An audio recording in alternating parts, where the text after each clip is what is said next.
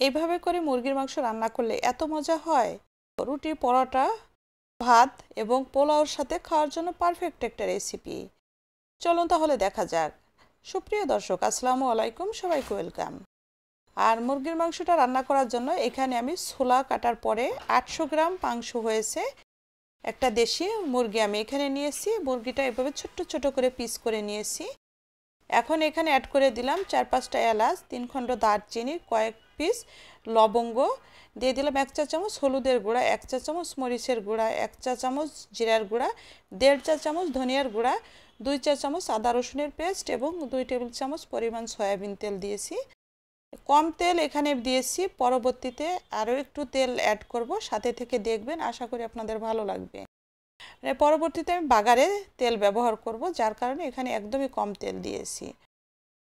সমস্ত মশলার সঙ্গে মাংসটাকে এখন আমি খুব ভালোভাবে কষিয়ে নিব 5 থেকে 6 মিনিট। চুলার হাই হিট করে মাংসটাকে কষাতে হবে।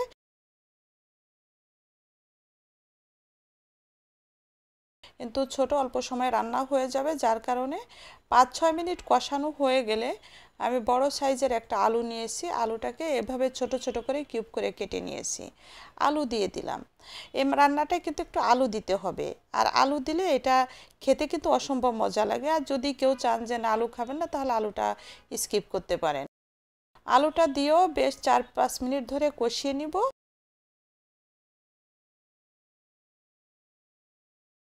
আলু দেওয়াতে এটা মানে রুটি পরোটার সঙ্গে যখন আপনি খাবেন বা ভাতের সাথে, পোলাওর সাথে, যে কোনো কিছুর সাথে খেতে কিন্তু অসম্ভব ভালো লাগবে।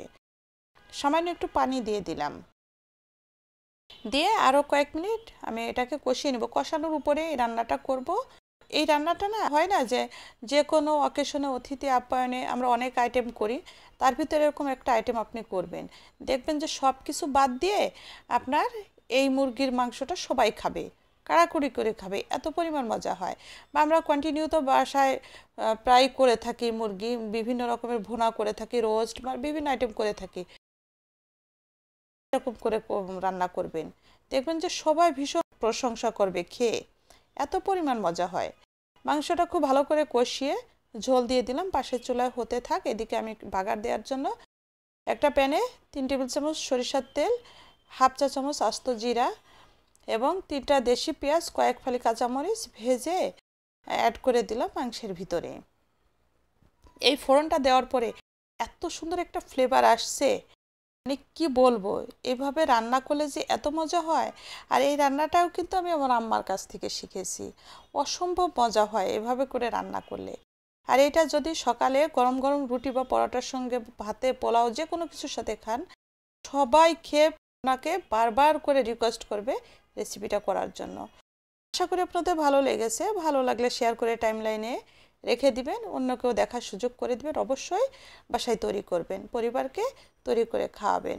যারা নতুন আমার পেজটা ফলো করবেন, ইউটিউব থেকে দেখছেন, চ্যানেলটা সাবস্ক্রাইব করবেন, লাইক কমেন্টস করতে কিন্তু ভুলবেন না। সবাই ভালো থাকবেন, পেজটা ফলো করে আমার সাথে থাকবেন। সবাইকে ধন্যবাদ। আল্লাহ হাফেজ।